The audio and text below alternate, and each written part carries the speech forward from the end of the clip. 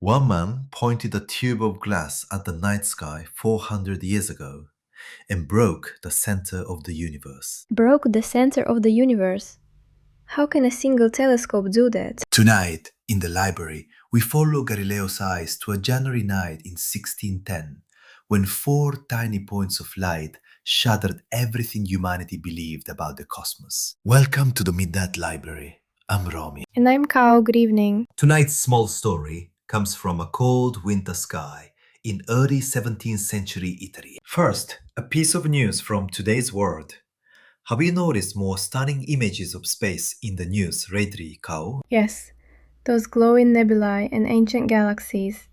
They've been everywhere. Most of those come from the James Webb Space Telescope, the most powerful telescope humanity has ever built. How powerful exactly? It can capture light from galaxies more than 13.2 billion years old, the earliest moments of the universe itself. 13.2 billion. That number is too vast to even picture. When you see light that ancient, you are literally looking into the past of the universe. So, a telescope is a time machine. Beautifully put. And every telescope, including James Webb, descends from one small tube of glass polished by hand 400 years ago. The ancestor of all telescopes. The story begins in 1609 in Italy. Over 400 years ago. The telescope had actually been invented just 1 year earlier in the Netherlands. Not Italy then. The Dutch had it first. Yes, but the original Dutch telescope only magnified by about 3 times, useful for spotting ships at sea, not for seeing into space. 3 times.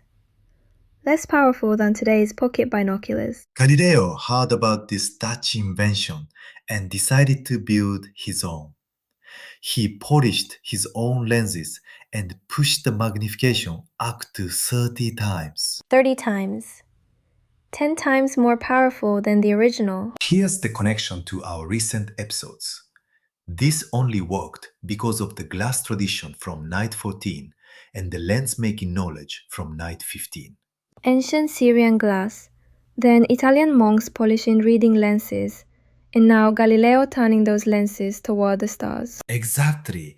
The history of glass kept reaching farther and farther into the distance. And Galileo made the leap, ground level to the sky. That one shift in direction changed everything.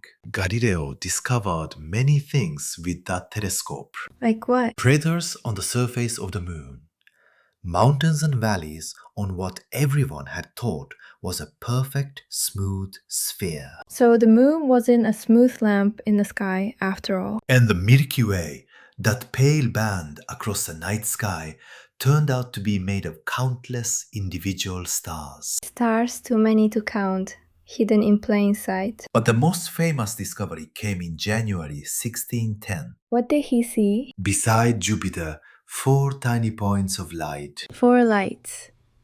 Stars, perhaps? Galileo thought so at first, but he kept watching night after night, and he noticed something strange. Something strange. Those 4 lights were moving around Jupiter. You mean around Jupiter? They were not stars. They were moons, satellites, orbiting another planet. Jupiter had its own moons. And this carried enormous meaning. What meaning? At the time, almost everyone believed everything in the sky orbited around the Earth, Earth at the center of the universe. The Earth as the cosmic center. But Galileo had just seen 4 moons orbiting something other than the Earth. Which means not everything revolves around us. And if Jupiter has moons, perhaps the Earth itself is just another world orbiting the Sun. A small telescope broke the very center of the universe. Now that James Webb news from the start sounds completely different. Doesn't it? The telescope that captures light from 13 billion years ago traces back to Galileo's hand-polished lenses, watching 4 moving lights beside Jupiter. Yes, the curiosity of one man 4 centuries ago is still carrying our eyes to the edge of the universe. One person, one telescope, one upward glance. and the way humanity sees the cosmos was rewritten. If the sky is clear tonight, try looking up for a moment. I can see the same stars Galileo saw 400 years ago. That makes me happy. Tomorrow night, another small story sleeping somewhere in the world. I'm looking forward to it. Stay tuned. Every night, we bring you a small story sleeping somewhere in the world. If you enjoyed tonight's story, please subscribe and hit the like button. Sleep well tonight. I'm Romi. And I'm Kao. Good night. See you tomorrow night.